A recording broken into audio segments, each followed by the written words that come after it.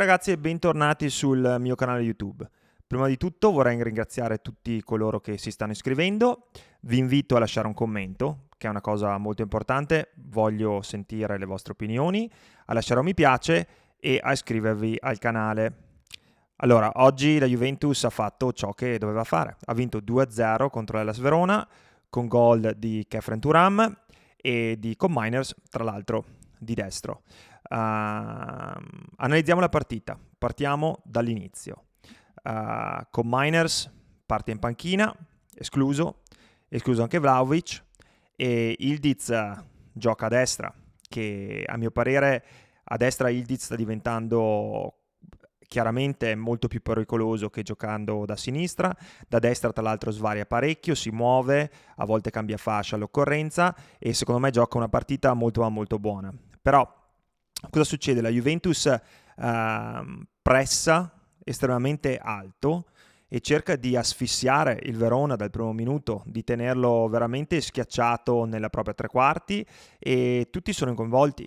Nonostante l'imprecisione di alcuni passaggi che causano anche alcune delle poche ripartenze del Verona nel primo tempo, un paio di tiri pericolosi e quel gol annullato a Suslov, gol tra l'altro che sarebbe probabilmente finito negli annali come uno dei migliori gol della stagione, un missile terra-aria sul quale Gregorio è rimasto impietrito, però nonostante quello la Juventus veramente rischia pochissimo, produce abbastanza, però la maggior parte dei tiri sono centrali. Il tiro più pericoloso è chiaramente quello di Khéphren Thuram, dove lui stesso poteva fare meglio e Montipò fa chiaramente una parata speciale e importante. Per il resto occasioni per il Diz, McKennie, colpo di testa anche di Kelly. La maggior parte dei tiri sono purtroppo centrali.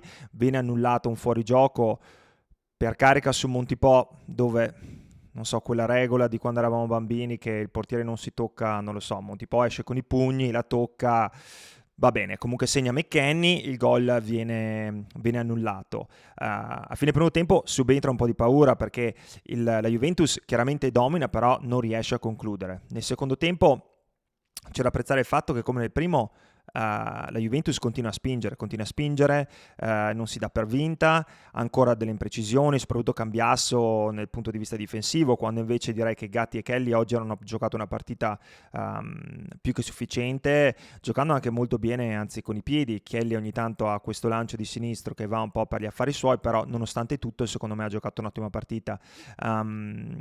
Sì, Cambiasso un po' a volte soprattutto in fase difensiva, un po' pasticcione, però ci sono due giocatori che vanno nominati all'interno di questa partita. Il primo è Manuel Locatelli. Manuel Locatelli, soprattutto dopo la contestazione dei tifosi di ieri e anche di oggi allo Stadium, se ci fosse stato bisogno di una risposta, Manuel Locatelli l'ha data. Ha dato segno non solo di tenere a questa maglia e di tenere a vincere questa partita, ma anche di voler essere uno di quei calciatori che prende in mano non solo la squadra, ma probabilmente, spero io, anche lo spogliatoio.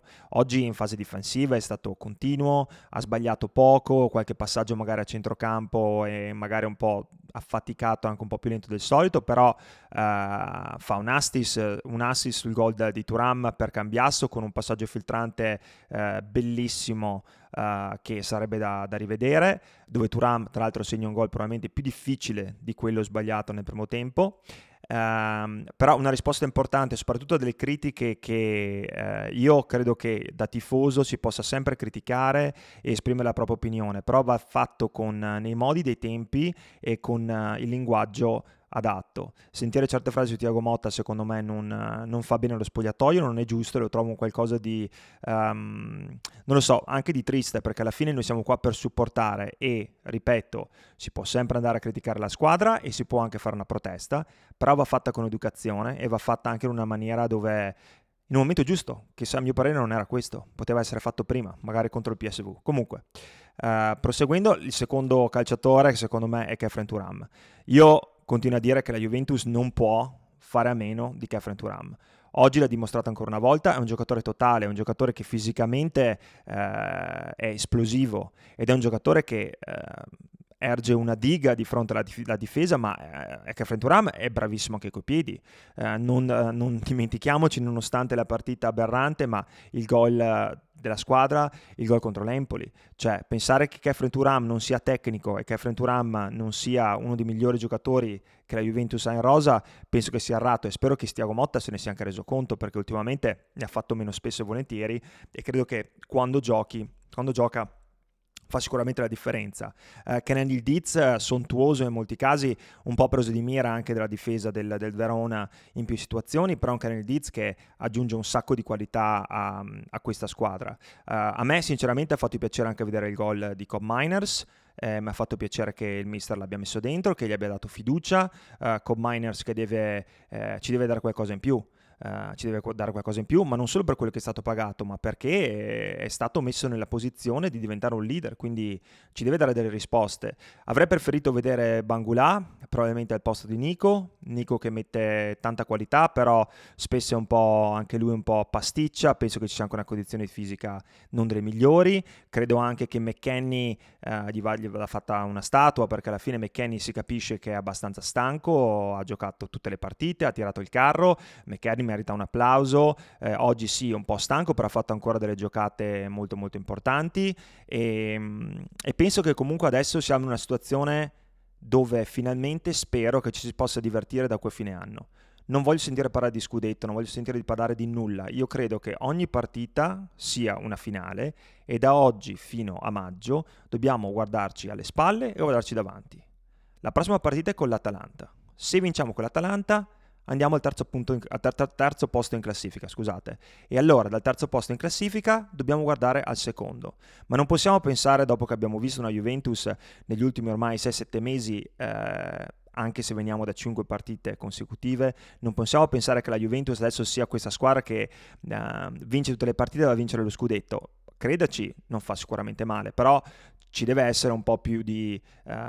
bisogna essere un po' onesti e anche non farci prendere un po' troppo dall'emozione, perché abbiamo giocato contro l'Hellas Verona, che alla fine è una squadra che lotta per salvarsi, una squadra che ha fatto veramente pochissimo, 76% di possesso di palla della Juventus, racconta un po' la storia della partita. Quindi secondo me ad oggi bisogna guardarsi alle spalle, guardarsi avanti. Però una cosa vorrei dire, ed è la cosa più importante di questa partita, è l'atteggiamento. Quello che abbiamo visto oggi, nonostante gli errori, nonostante i passaggi, è l'atteggiamento che vogliamo vedere da Juventus in tutte le partite. La Juventus deve entrare in campo per dominare l'avversario, per vincere, ok? E per metterci la grinta fino alla fine. Ringrazio Manuel Locatelli, perché se ci serviva una risposta, lui oggi ce l'ha data. Forza Juve, una partita alla volta.